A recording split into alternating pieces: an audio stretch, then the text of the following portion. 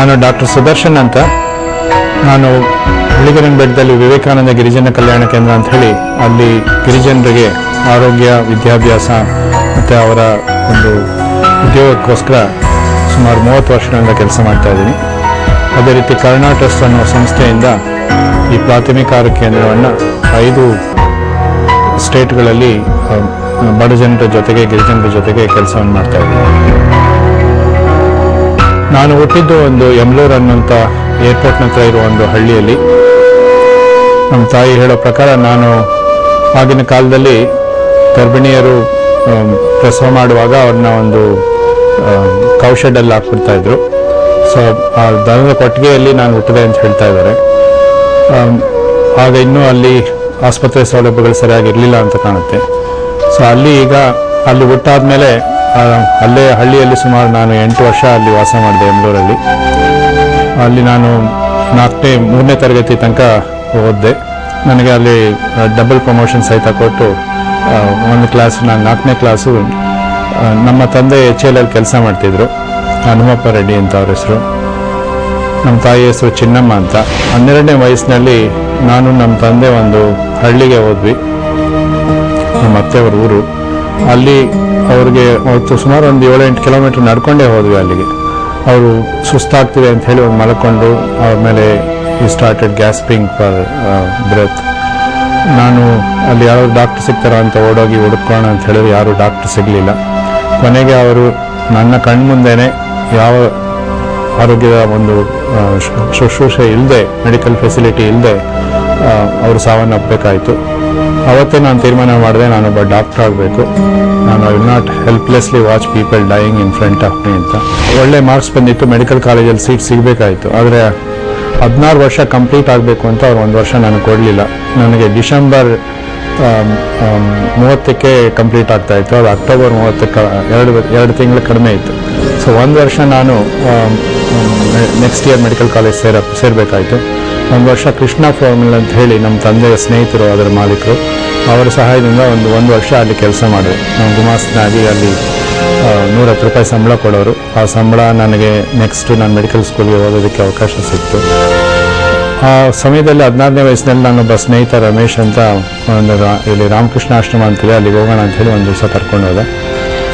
ಅಲ್ಲಿ ವಿವೇಕಾನಂದರ ಜೀವನ ಚರಿತ್ರೆ ಮತ್ತು ಅವರ ರಾಮಕೃಷ್ಣ ಪರಮಹಂಸರ ಜೀವನ ಅದೆಲ್ಲ ಓದಾದ್ಮೇಲೆ ಒಂದು 2-3 ತಿಂಗಳಲ್ಲೇ ನನಗನ್ನಿಸ್ತು ವಿವೇಕಾನಂದರು ಏನೋ ಒಂದು, ನಾನೊಂದು ಮಂತ್ರ ಅಂತ ಕರಿತೀನಿ ಅದನ್ನು, they alone live who live for others are more dead than alive ಅಂತ ಒಂದು ಥರದ ಒಂದು ಮಂತ್ರ ದೀಕ್ಷೆ ಆಯಿತು.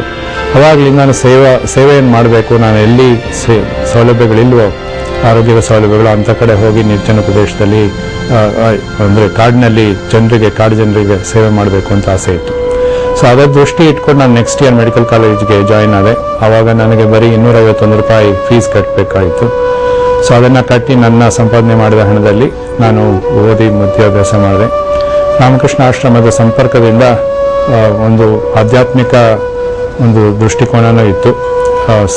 ಸೇವೆ ಮತ್ತು ಆಧ್ಯಾತ್ಮಿಕ, ವಿವೇಕಾನಂದ ಹೇಳುವ ಹಾಗೆ ಆತ್ಮನ ಮೋಕ್ಷಾರ್ಥಂ ಜಗದ್ಹಿತ, ಅಂದರೆ ಜಗದ್ಹಿತ ಮಾಡೋದ್ರ ಜೊತೆಗೆ ಅದ್ರ ಜೊತೆಗೆ ಆತ್ಮನ ಮೋಕ್ಷಾರ್ಥನೂ ಆಗುತ್ತೆ ಅಂತ ಅವರು ಹೇಳ್ತಾ ಇದ್ರು. ಸೊ ಅದನ್ನು ಒಂದು ಧ್ಯೇಯ ಇಟ್ಕೊಂಡು ನಾನು ವಿದ್ಯಾಭ್ಯಾಸ ಮುಗಿದ ಮೇಲೆ ನೀಲಗಿರಿಯಲ್ಲಿ ಒಬ್ಬರು ಡಾಕ್ಟರ್ ನರಸಿಂಹನ್ ಅಂತ ಕಾಡು ಜನರ ಜೊತೆ ಅಲ್ಲಿ ಕೆಲಸ ಮಾಡ್ತಾಯಿದ್ರು.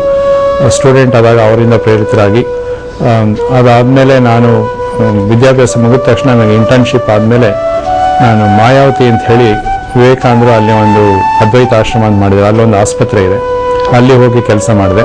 ನಾನು ಅಂದರೆ ಬ್ರಹ್ಮಚಾರಿಯಾಗಿ ನನಗೆ ಇನ್ನೊಂದು ಆಸೆ ಇತ್ತು. 16ನೇ ವಯಸ್ಸಿನಲ್ಲಿ ಒಂದು ಆಧ್ಯಾತ್ಮಿಕದ ಒಂದು ಬಂದಾಗ 30ನೇ ವಯಸ್ಸಷ್ಟೊತ್ತಿಗೆ ದೇವರ ಸಾಕ್ಷಾತ್ಕಾರ ಆಗಬೇಕು ಅನ್ನೋ ಒಂದು ಆಸೆ ಇಟ್ಕೊಂಡಿದ್ದೆ.